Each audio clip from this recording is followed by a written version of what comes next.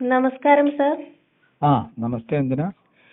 വെള്ളാപ്പള്ളിയുടെ ഹൈക്കോടതി വിധിയെ പറ്റി എന്താണ് പറയാനുള്ളത്? അപൂർവം ചില സമയങ്ങളിൽ കോടതി വിധികൾ നമ്മളെ ബോധ്യപ്പെടുത്തുന്നു നമ്മുടെ നാട്ടിൽ നിയമവാഴ്ച നടപ്പിലാകുന്നുവെന്ന്. വെള്ളാപ്പള്ളിയെയും മറ്റ് SNDP ബോർഡ് അംഗങ്ങളെയും അയോഗ്യരാക്കിയ ഹൈക്കോടതി വിധിയെ ഞാൻ കാണുന്നത് അങ്ങനെയാണ്. നാരായണ ഗുരുവിനെയും SNDPയെയും ഈഴവ സമുദായത്തെയും വിറ്റ് തിന്ന് ജീവിച്ചു പോകുന്ന വെള്ളാപ്പള്ളിയോട് കടക്ക് പുറത്ത് എന്ന് ഹൈക്കോടതി പറഞ്ഞതാണ് ഈ വിധി. ഹൈക്കോടതി ജസ്റ്റിസ് T. രവിയാണ് വെള്ളാപ്പള്ളിയെ അരുവിപ്പുറം ശ്രീനാരായണ ധർമ്മ പരിപാലന യോഗം SND യോഗത്തിന്റെ സെക്രട്ടറി സ്ഥാനത്ത് നിന്ന് പുറത്താക്കിയത്.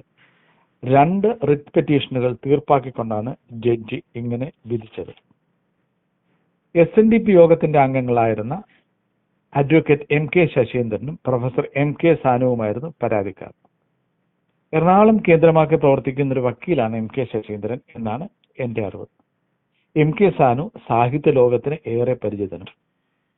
M.K. സാനു സാഹിത്യത്തിന് ഇക്കാലം അത്രയും നൽകിയ സംഭാവനയേക്കാൾ എത്രയോ ഇരട്ടി അർത്ഥപൂർണമാണ് വെള്ളാപ്പള്ളിക്കെതിരെ കൊടുത്ത ഈ കേസ്. M.K. സാനു ഈ സന്തോഷം പങ്കിടാനില്ല. കഴിഞ്ഞ ആഗസ്റ്റ് മാസം മരിച്ചു. കമ്പനീസ് ആക്ട് അനുസരിച്ച് രജിസ്റ്റർ ചെയ്ത SNDPയുടെ വാർഷിക റിട്ടേൺസ് 2006 മുതൽ ഫയൽ ചെയ്തിട്ടില്ല എന്നതാണ് കേസ്.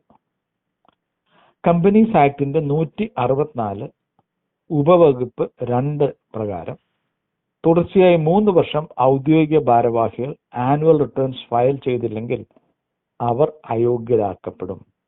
അടുത്ത 5 വർഷത്തേക്കാണ് ഇങ്ങനെ അയോഗ്യരാകുക. ഈ വകുപ്പ് പ്രകാരമാണ് വെള്ളാപ്പള്ളിയും മറ്റ് ഭാരവാഹികളെയും കോടതി അയോഗ്യരാക്കിയിരിക്കുന്നത്. അടുത്ത തെരഞ്ഞെടുപ്പ് വരെ SNDP ഭരണം അഡ്മിനിസ്ട്രേറ്ററുടെയോ റിസീവറിന്റെയോ കീഴിലായിരിക്കും.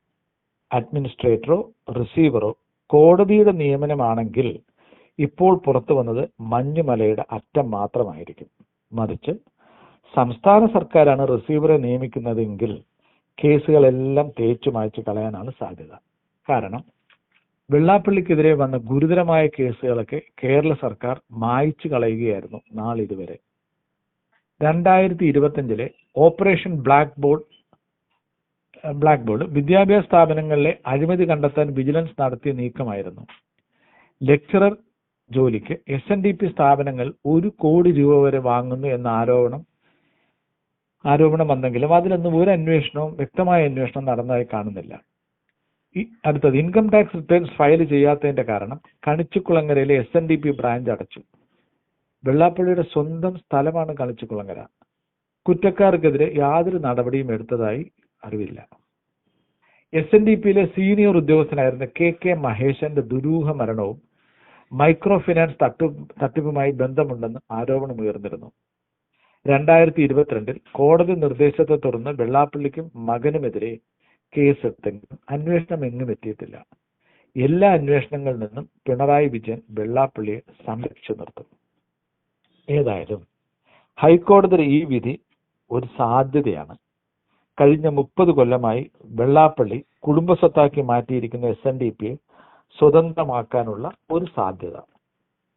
1995 കള്ളു കച്ചവടവും റെയിൽവേ കോൺട്രാക്ട് പണിയുമായി നടന്നിരുന്ന ഹൈസ്കൂൾ വിദ്യാഭ്യാസം മാത്രമുള്ള വെള്ളാപ്പള്ളി SNDPയുടെ നേതൃത്വത്തിലേക്ക് വരുന്നത്.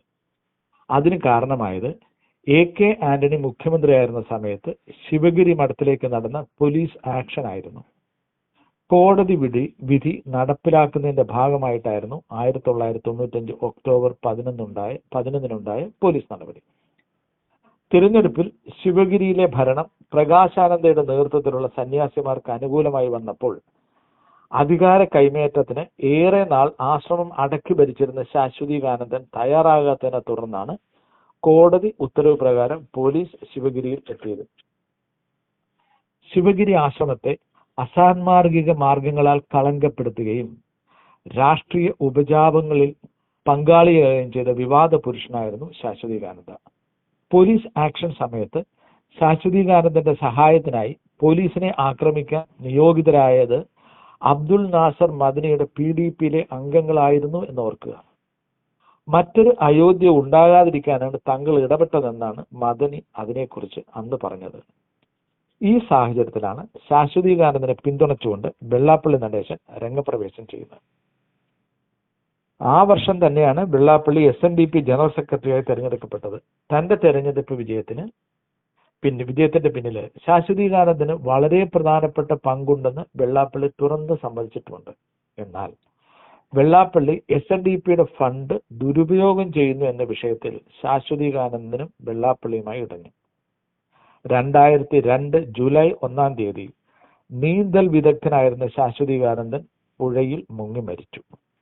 മരണത്തിൽ ദുരൂഹതയുണ്ടായിരുന്നു എങ്കിലും 2015 മറ്റൊരു വിവാദ മദ്യവ്യവസായിയായ ബിജു രമേശൻ ശാശ്വതീകാനന്ദനെ കൊന്നതാണെന്നും അതിന് പിന്നിൽ വെള്ളാപ്പള്ളിയും മകൻ തുഷാർ വെള്ളാപ്പള്ളിയുമാണെന്ന് പൊതുസമൂഹത്തിൽ പറഞ്ഞു. ഇതിൽ ക്രൈംബ്രാഞ്ച് അന്വേഷണം നടത്തിയെങ്കിലും അന്വേഷണം എങ്ങും എത്തിയിട്ടില്ല. വെള്ളാപ്പള്ളിയെ അയോഗ്യനാക്കിക്കൊണ്ടുള്ള ഹൈക്കോടതി വിധി വന്ന് മണിക്കൂറുകൾക്കുള്ളിൽ തന്നെ വെള്ളാപ്പള്ളിക്ക് ഈ വർഷം ലഭിച്ച പത്മഭൂഷൺ തിരിച്ചെടുക്കണമെന്ന് ആവശ്യപ്പെട്ടുകൊണ്ട് ശ്രീനാരായണ ധർമ്മ പ്രബോധന സംരക്ഷണ സമിതിക്ക് വേണ്ടി അഡ്വക്കേറ്റ് D. അനിൽകുമാർ ഹൈക്കോടതിയെ സമീപിച്ചിട്ടുണ്ട്.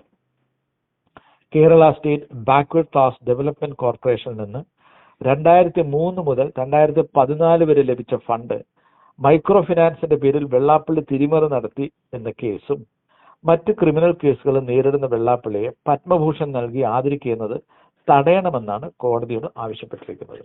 പക്ഷേ ഞാൻ കാണുന്ന മറ്റ് ചില കാരണങ്ങളാണ്. SNDP യോഗം ഉണ്ടാക്കിയത് നാരായണ ഗുരുവാണ്. നാരായണ ഗുരു എന്തൊക്കെ ചെയ്യരുത് എന്ന് പറഞ്ഞിട്ടുണ്ടോ അതൊക്കെ ചെയ്തുകൊണ്ടിരിക്കുന്ന ആളാണ് വെള്ളാപ്പള്ളി. മദ്യം ചെത്തരുത്, വിൽക്കരുത്, കുടിക്കരുത് എന്ന് നാരായണ ഗുരു പറഞ്ഞു. പക്ഷേ വെള്ളാപ്പള്ളിക്ക് കേരളത്തിലെ എല്ലാ ജില്ലകളിലും ബാറുകളുണ്ട്. ബ്രാഹ്മണിസത്തിനെതിരെ പൊരുതി ജയിച്ച ആളായിരുന്നു നാരായണ ഗുരു. അതിന്റെ ഭാഗമായാണ് നാരായണ ഗുരു ശിവപ്രതിഷ്ഠ നടത്തിയത്. പ്രാണപ്രതിഷ്ഠ നടത്താൻ താന്ത്രിക വിധിപ്രകാരം ബ്രാഹ്മണനെ കഴിയൂ എന്നിരിക്കെയാണ് ഈഴവനായ നാരായണ ഗുരു ശിവപ്രതിഷ്ഠ നടത്തിയത്.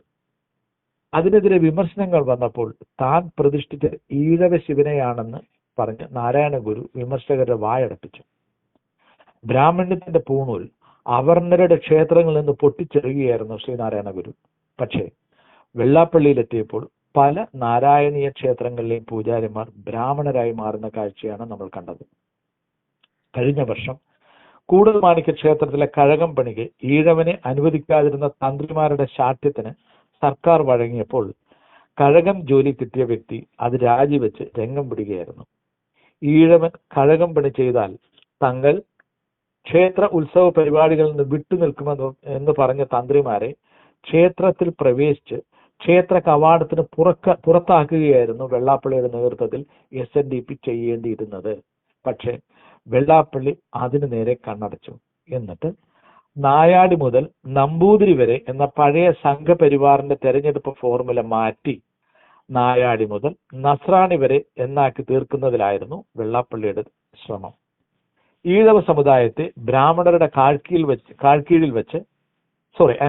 ഈഴവ സമുദായത്തെ ബ്രാഹ്മണരുടെ കാൽക്കീഴിൽ നിന്ന് മോചിപ്പിച്ച് അവരുടെ സ്വന്തം വ്യക്തിത്വവും ആത്മാഭിമാനവും വീണ്ടെടുക്കാൻ നാരായണ ഗുരു പരിശ്രമിച്ചപ്പോൾ ഈഴവ സമുദായത്തെ ബ്രാഹ്മണ്യത്തിന്റെ ചവിട്ടുമെത്തയാക്കി മാറ്റുകയായിരുന്നു വെള്ളാപ്പള്ളി.